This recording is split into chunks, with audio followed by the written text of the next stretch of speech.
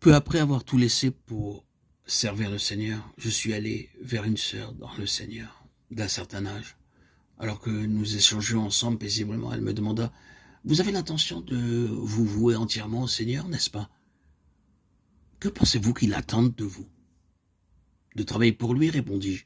« Supposons qu'il ne veuille pas que vous travailliez pour lui, qu'arrivera-t-il? Demanda-t-elle. « Oh, je suis persuadé qu'il veut que je travaille pour lui, lui ai-je répondu d'un ton assuré.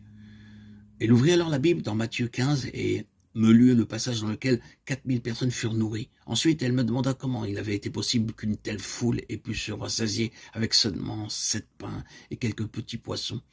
Je lui répondis parce que lorsque le peu de provisions a été mis dans ses mains, il a ajouté sa bénédiction.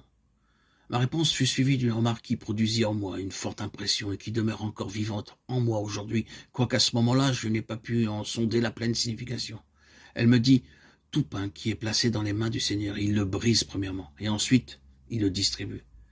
Il ne partage rien qu'il n'ait premièrement brisé, car le pain qui n'a pas été brisé ne peut pas se multiplier lorsqu'il est distribué. Frère, je vous conseille de ne pas vous engager à son service, à moins d'être prêt au brisement qui devra suivre si la vie doit être apportée aux autres à travers vous. » Beaucoup d'années se sont écoulées depuis cette conversation et j'ai maintes fois eu l'occasion de constater la véracité de cette parole qui m'avait été adressée alors. Puis-je en retour vous dire que si vous n'êtes pas préparé à être brisé dans les mains du Seigneur, alors il vaut mieux ne pas vous offrir à lui.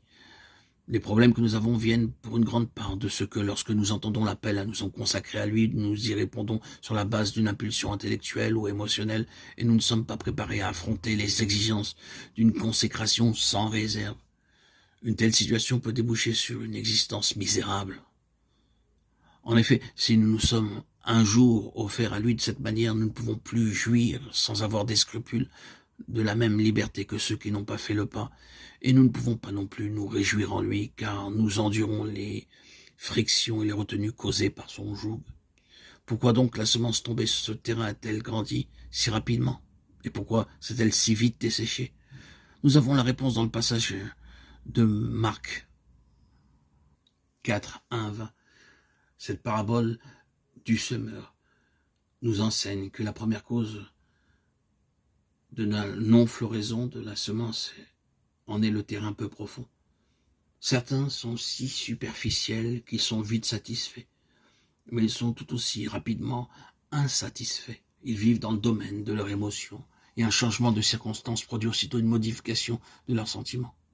Lorsque la parole est présente, ils y répondent rapidement, mais l'écho spirituel ne subsiste pas.